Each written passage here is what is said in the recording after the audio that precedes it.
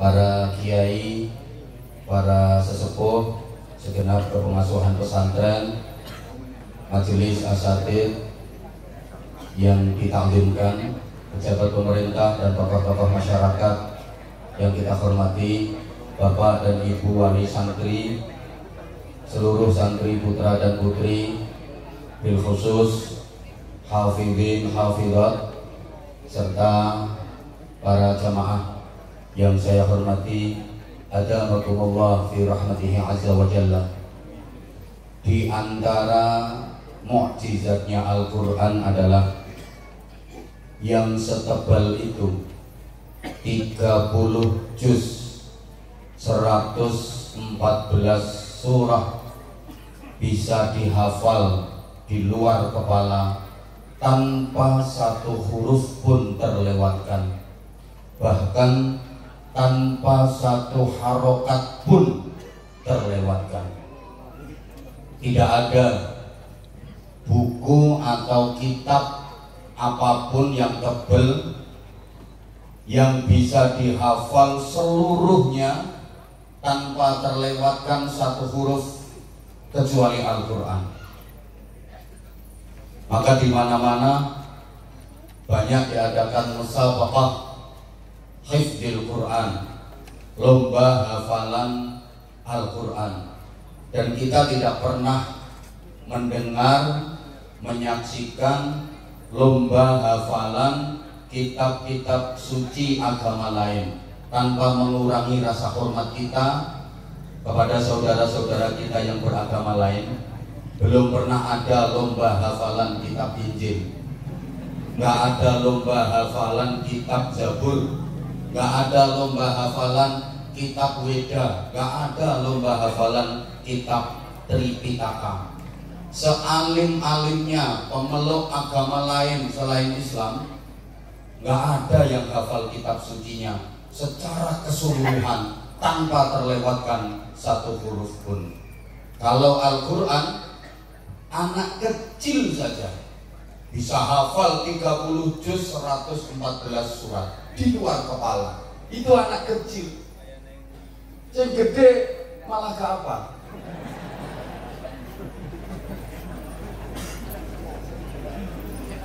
Bahkan mohon maaf, orang yang tunanetra, mempunyai kekurangan, gak bisa melihat, itu bisa hafal Al-Quran 30 juz dan tanpa ada yang kelewatan satu huruf pun. Allahumma sholli ala Muhammad.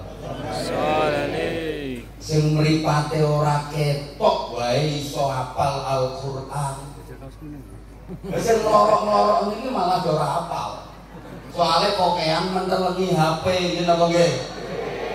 Ya usuk nang akhirat njaluk barokahe, njaluk syafaate Samsung.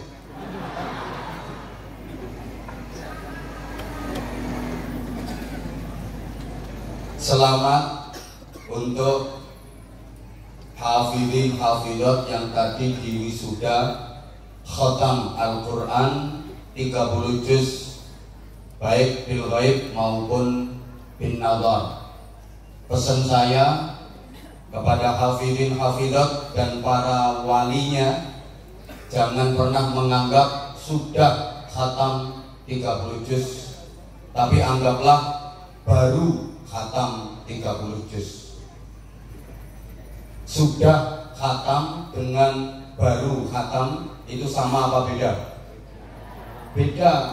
Kalau sudah khatam itu wis khatam.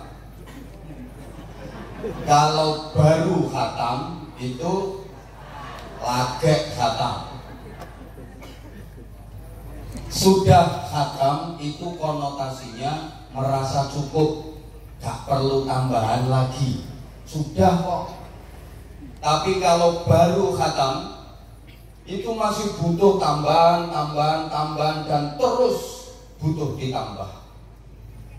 Padha karo ngene, sampeyan punya duit sudah 5 juta, kalih punya duit baru 500 juta, milih pundi? Gak ada duit sampun 5 juta, kalian gak ada duit nembe 500 juta. Oh kedonyan kabeh. Lek gak ada duit sampun 5 juta niku rumangsa cukup okean. Duitku wis 5 juta. Oke rambusan. Ora perlu tambah wis kok. Tapi lek gak ada duit nembe 500 juta. Oh duitku nembe 500 juta. Duitku lagi 500 juta. Butuh tambah. Ada harapan tambah dan terus tambah. Masalah anak juga begitu, Bapak Ibu wali santri. Berat ringannya ngeramut anak tergantung anggapan dan keyakinan panjenengan. Panjenengan gadah anak sampun kalih berat. Anak kula sampun kalih, sampun ngentekke biaya, sampun megelke utek, sampun katok aku ngeramut. Beda karo nek anak kula nembe 14. Enteng wong anakku nembe 14. Tambah 2 lusin kas sanggup. Makanya saya katakan jangan pernah beranggapan sudah khatam 30 juz, tapi harus beranggapan baru khatam. Saya baru khatam 30 juz. Yang binazar harus terus berikhtiar maksimal untuk meraih impian bil hifdi. Yang khatam 30 juz bil ghaib bil hifdi, saya baru khatam bil hifdi, belum cukup, harus saya tingkatkan bil fahmi, pemahamannya, ditingkatkan lagi bil fi'li, bil amal, pengamalannya. Allahumma sholli ala Muhammad. Para jamaah, sesungguhnya saya malu harus berceramah di forum yang begitu mulia, wisuda hifdzil Quran.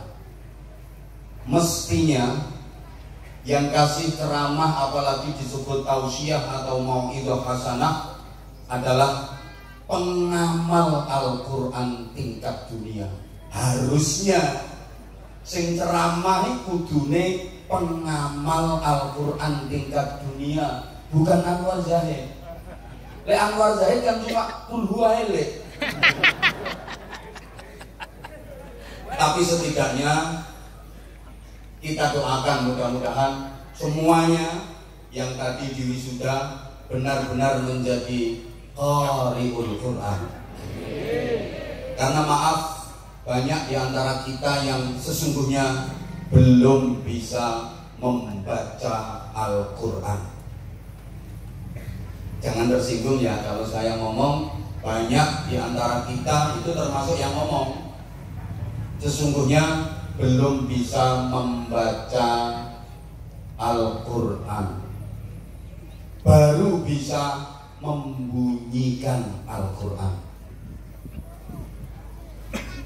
Kadang-kadang sing wis apal khatam 30 juz iku wae durung iso maca Al-Quran, nembe iso ngunekke Al-Quran, ngapalke lafaz-lafaz Al-Quran.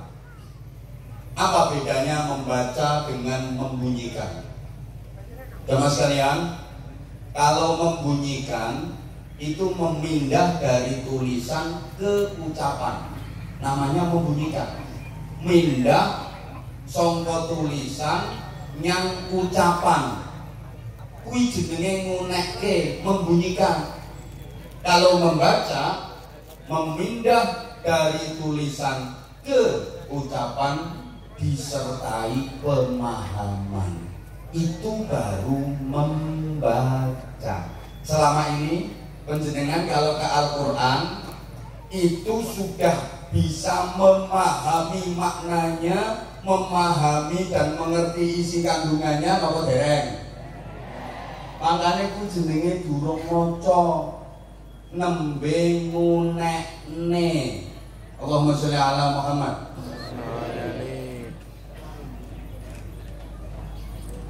Kan salah satu fungsi Al-Quran itu untuk dibaca. Innahu laqur'anun karimun fi kitabin maknun. Sesungguhnya ini Al-Hadir Dinan itu adalah Al-Qur'anun Karimun, yakti bacaan yang mulia. Al-Quran itu bacaan. Namanya membaca bukan cuma memindah dari tulisan ke ucapan saja, tapi harus disertai dengan pemahaman. Ibu bapak, seluruh santri, para jamaah yang saya hormati rahimakumullah, fungsi utama Al-Quran, panjenengan sudah akrab ayatnya, Syahrul Ramadan alladzi unzila fihi al-Qur'anu hudan linnas wa bayyinatin minal huda wal furqan. Ngapunten, biasanya Anwar Zahid itu ceramah jarang ngetoke dalil. Tapi karena ini acaranya wisuda hifdzil Quran di Pondok Al-Quran, Anwar Zahid kudu maca pinter. Yo ming maca itu gayane kaya hafal Quran, padahal yo kaya sampean padha wae, tapi macake kudu pinter. Fungsi utama Al-Quran itu 3. Hudal linnas, sebagai petunjuk global bagi manusia. Kemudian wabayyinatin minal huda, penjelasan rinci dari petunjuk tersebut.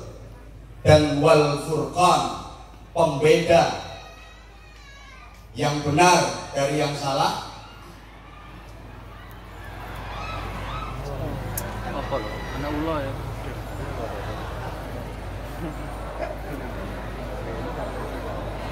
Rapopo. Iki lagi mulai. Ceblok ayo ketara. Bocah cilik kok ketingkringan tekan dhuwur. Allahumma sholli ala Muhammad. Nah, aku jadi gak diperhatiin gara-gara itu. Ya udah, delengen kae wae ora usah ngingeti aku. Pon dilanjut mboten? Wes Bu, wes ora usah diurus ki anake sapa wong ndi ora usah diurus. Pon saiki ngaji riyen, waktu kita terbatas tinggal 10 menit. Orang melu nyumbang ora usah cerewet.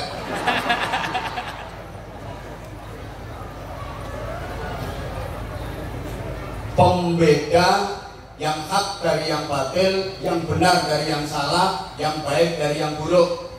Jadi fungsi utama Al-Quran itu 1, petunjuk. Embo, cek umek wae kok. 2, penjelas. 3, pembeda. Diulang, fungsi utama Al-Quran itu 1, petunjuk. 2, penjelas. 3, pembeda. Al-Quran adalah landasan ideologis, Al-Quran adalah landasan konstitusional, dan Al-Quran adalah landasan operasional. Wes gak ngerti ya wes, pokoknya mantuk-mantuk angin. Dalam hidup manusia, Al-Quran itu jadi SOP, standar operasional prosedural. Kalau lek matur standar operasional prosedural, ngoten niku jenengan ngertos napa mboten? Mboten, nggih, padha wae. Aku yang mengiso ngunek ketok. Ibarat orang melakukan perjalanan, Al-Quran itu kados GPS. Cek gak ngerti meneh. Google Map dipasang di dashboard mobil bukan untuk gaya-gayaan, tapi sebagai fungsi. Sehingga ketika kita punya tujuan mau ke satu alamat, kita tinggal ketik, kita akan sampai dengan selamat dan tidak tersesat. Allahumma sholli ala Muhammad. Allahumma sholli ala Muhammad. semua yang berhubungan dengan Al-Quran mulia. Dan pembaca Al-Quran itu bukan hanya di kalangan manusia saja. Ada pembaca Al-Quran dari kalangan malaikat. Ora usah ngingeti sing nyuguhi ngombe. Ana wae wong-wong kok. Gangguane ana wae. Pancene wong arep ngapalne Quran iki gangguane ya ana wae. Ngaji no acara wisuda hifdzil Quran, gangguane ya ana wae ngene iki. Halo. Rumane pembaca Al-Quran di kalangan malaikat dereng ngertos. Oh nek kula kliru benjing saged jenengan tuntut. Sedaya sing rawuh mbok menawi benjang panjenengan kok sida ning swarga. Mbok sida ora. Ada pembaca Al-Quran dari kalangan malaikat. Siapa? Malaikat Israfil. Tukang maca Al-Quran dari kalangan malaikat. Sementara ini ngertosin jenengan malaikat Israfil itu tugasnya nyebul trompet. Tukang ramene tahun baru. Yen trompet itu wis disebul kiamat. Nah kula nate ditangleti. Lah sakniki trompete Israfil niku wis disebul napa dereng? Tak jawab, durung. Lah terus saiki Israfil penggaweane apa? Ya kula jawab, ngresiki trompete. Soale kok yen ora diresiki trompete tayengen disebul ning muni seprapat. Berarti kiamate lak ning seprapat.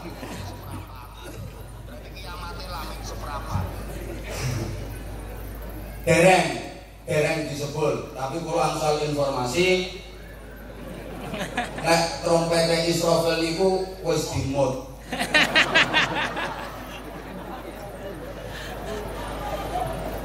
Modelmu kok kaya ora percaya tak omong. Niki hadise sahih. Trompet diciptakan lebih dulu 500.000 tahun sebelum Allah menciptakan malaikat Israfil. Dhisik trompete. Begitu Allah menciptakan petugas peniup trompet sing jenenge Israfil, Israfil muten niki, langsung biyen wis dimut ngentosi instruksi kapan nyebule. Mulane sampean donga ae muga-muga Israfil ora watuk. Watuk sepisan tok. Blitar, Tulungagung, Trenggalek, Kediri, entek. Bojonegoro aman. Lho men gara-gara kena watuk tok. Israfil juga pembaca Quran yang handal dari kalangan malaikat. Israfil itu suaranya enak, kenceng, banter, kuat. Makanya dikei tugas nyebul trompet. Dan di surga nanti ada pembaca Al-Quran petugas surga. Kan benjing ning swarga itu ada agenda perjamuan dengan Allah. Jadwalnya tiap hari Jumat. Yazurunallah kulla yaumil jumu'ah.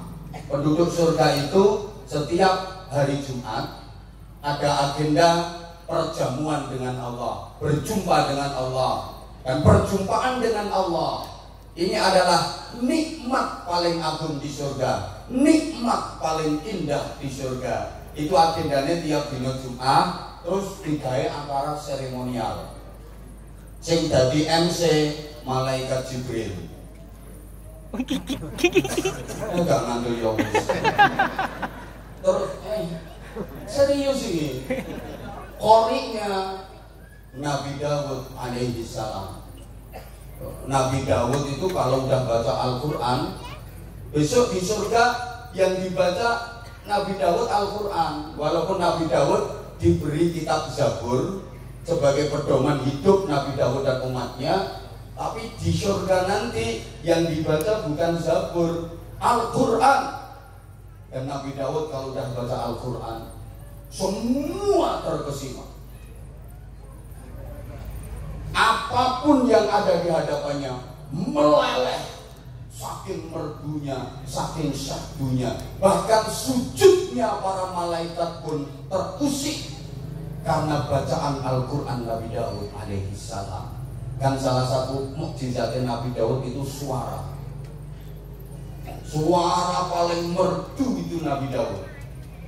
Makanya para qari'ah, para vokalis itu vokal gawe. Vokalis itu kalau pengen suaranya enak, tawasulnya ke Nabi Daud pasti.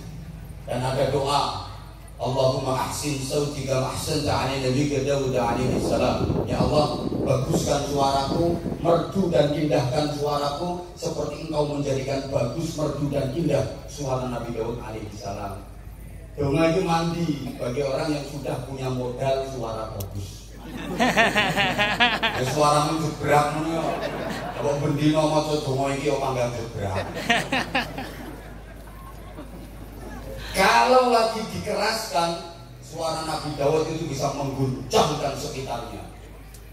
Nabi Daud itu bengok Allahu Akbar teko Kunir ono dadi Blitar, itu bisa didengar dari Banyuwangi, bisa didengar dari Bojonegoro. Wong ning Blitar Allahu Akbar, Bojonegoro krungu, Banyuwangi krungu. Itu Nabi Daud. Misalnya Nabi Daud lagi berada di bawah pohon atau di atas pohon, metik ono manuk. Kok Nabi Daud kepingin iku cukup didehne tok. Ceblok manuk. Alhamdulillah ibu-ibu gak duwe dongane. Kalau ibu-ibu duwe donga iku gawat.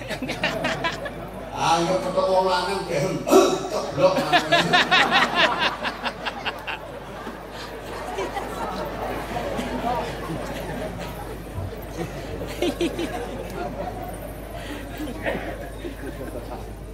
Semua yang berkaitan dengan Al-Quran mulia.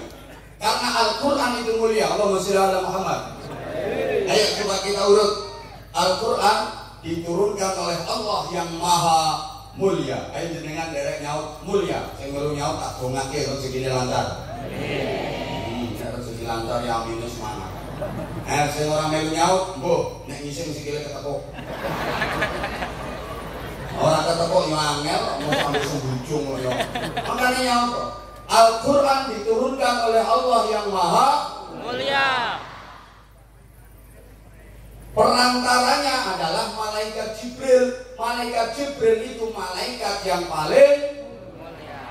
Diberikan kepada Nabi Muhammad SAW, Nabi dan makhluk yang paling Mulia. Turunnya di bulan Ramadan, maka Ramadan menjadi bulan yang paling Mulia. pada satu malam yang disebut Lailatul Qadar, sehingga Lailatul Qadar menjadi malam yang paling Mulia. maka siapapun yang bersentuhan dengan Al-Quran pasti akan menjadi orang Mulia. tempat manapun di bumi ini yang dipakai untuk mempelajari Al-Quran pasti akan menjadi tempat yang paling. Siapapun orang tua yang membiayai anaknya untuk ngaji Al-Quran, maka orang tua itu akan menjadi orang tua yang paling. Nek bayarnya kan enggak. Angel pemotongan tukang utang.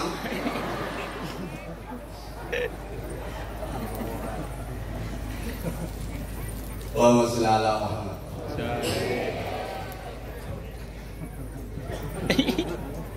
Bukti kemuliaan Ahlul Quran.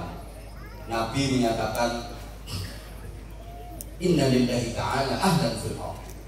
Faman yarju liqa Allah falyukrim ahlahu. Kok mabut-mabut ini ngerti artinya? Gak ngerti kok ngini. Ngantuk kok melorok. Malah bingung kayak aku. Sesungguhnya Allah itu mempunyai keluarga di bumi. Siapa yang ingin berjumpa dengan Allah dalam keadaan dicintai dan diridhoi, maka hendaklah dia memuliakan keluarga Allah. Ketika Nabi bersabda seperti itu, para sahabat heran dan bertanya, "Halillahi ahlun ya Rasulullah?" Apakah Allah punya keluarga, wahai Rasulullah? Na'am, lillahi ahlun fil ardh. Ya, Allah punya keluarga di bumi. Keluarga di sini bukan dalam artian pertalian darah, tapi keluarga secara majaziah, dalam artian diperhatikan, disayangi, dicintai dan dimuliakan. Allahumma shalli ala Muhammad. Siapa keluarga Allah di bumi? Ahlullah fil ardhum alladzina yaqra'una al-Qur'an ghuduwwan wa 'ashiyya.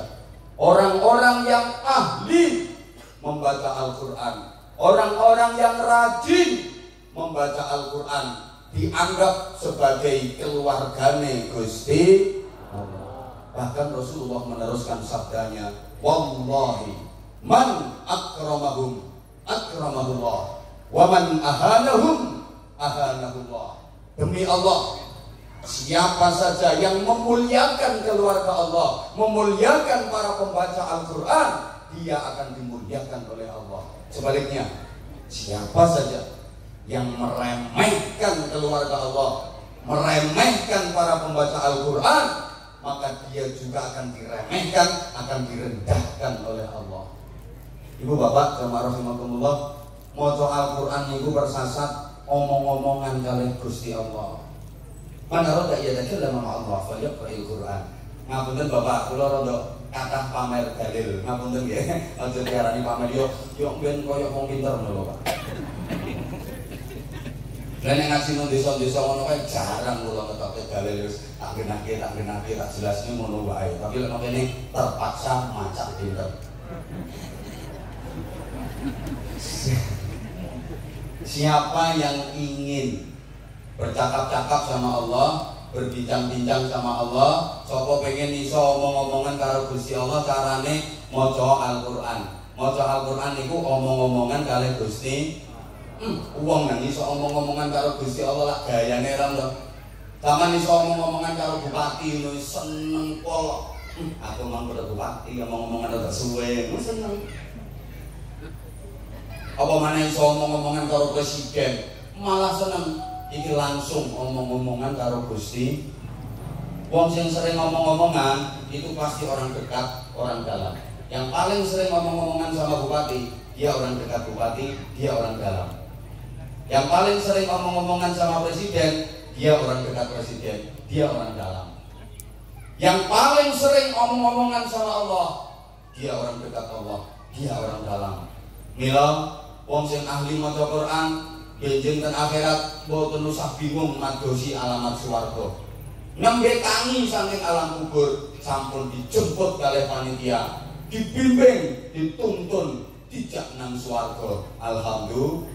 Seneng dituntun panitia. Kadek kula samane gak patek pengalaman daerah kono. Lagi ana sing jemput, ana sing nuntun. Sinten niku wong-wong sing ahli maca Quran. Nembe yaumul ba'ats tangi saking alam kubur niku wis angsal Sherlock. Wis oleh Sherlock. Kari ngetutne tekan swarga. Alhamdulillah. Nah, pun maneh di antara khasiate Quran. Ibu bapak mesti kabeh pengen keluargane bahagia dunia akhirat ki napa nggih? Nah, niku enten jamune. Kok beras kencur? Wis mrene ae mrene. Ora kuat ngadepi ngono-ngono kae. Jamune napa? Al-Qur'an. Apa hubungannya Al-Qur'an kok ndadekke keluarga bahagia? Para jamaah, keluarga itu terdiri dari dua sosok guru, dua pilar utama, namanya suami dan istri. Betul? Betul? Nah, suami kuwi wong, istri kuwi yo wong. Berarti keluarga iki kumpulane wong. Lah wong kuwi asline kuburan. Nggih, sing tekono kene iki kuburan tok. Ki sing lungguh kursi empuk-empuk kuwi kuburan kabeh. Burine kursi ijo kae kuburan. Terus sing nang jero musala kae kuburan, sing leset-leset mlepoh-mlepoh kae kuburan. Sing ceramah iki asline yo Kiai Dain ki asline yo. Wong ki asline kuburan. Ngapunten cobi dibukekne. Jawab ya. Jenengan nate dahar daging sapi napa mboten? Lah iya berarti kan wis enek sapi mati dikubur napa temu. Berarti dirimu kuburan sapi.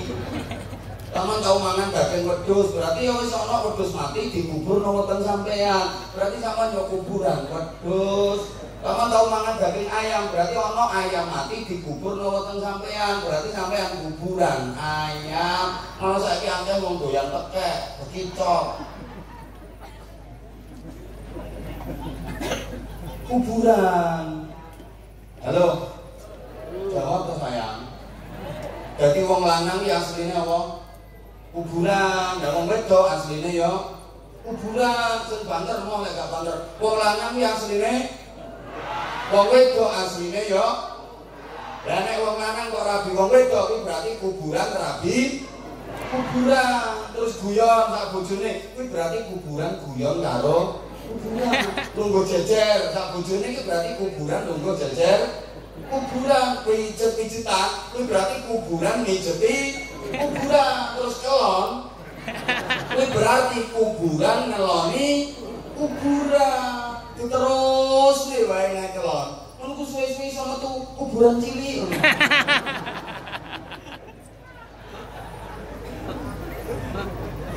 Mbok kok ngono. Lah kuburan cilik iki suwe-suwe gede terus dibaleni nek kelon. Ya iso ngetokno kuburan cilik meneh. Gede baleni kelon meneh, yo metu kuburan cilik meneh. Akhire sak omah kadang sampe ana kuburan itu, kuburan kono. Omah iso kebak kuburan. Lah kuburan kuwi sifate angker medeni. Mulane kadang ngono, wong wedok petuk bojone nang gira-gira wedi. Wong sing lanang teko kok, penyakit teko. Aja kaget, mergo petuk apa? Bapak nek bojomu kok kata-kata wong lanang ora genah belanjane ning sithik mangan lawe ora enak ora gelem. Aku dadi wong wedok kok kalah-kalahan terus. Masalah ngurip sajane ora kaya ngene lek apa gak gelem musyawarah, wong lanang nggo sak karepe dhewe. Aja kaget iki bojomu tekakmu tumak lampire. Taman yang ngono Bu nek bojomu pas mesum-mesum kek wajahe abang mripate mendul. Iki pas metu grandong. Kuburan ki sifate angker. Lah angkere kuburan ilang lek timbang maca Quran. Mulane wong niku nek sregep maca Quran angkere ilang. Allahumma sholli ala Muhammad. Sehingga rumakno ya. Ana wong pinter kok sregep maca Quran. Pinter lesane, pinter ati. Ana wong goblok ngapunten nggih bahasaku goblok. Ana wong goblok tapi sregep maca Quran. Ya tetep goblok. Tapi atine landhep. Kamu kok koyo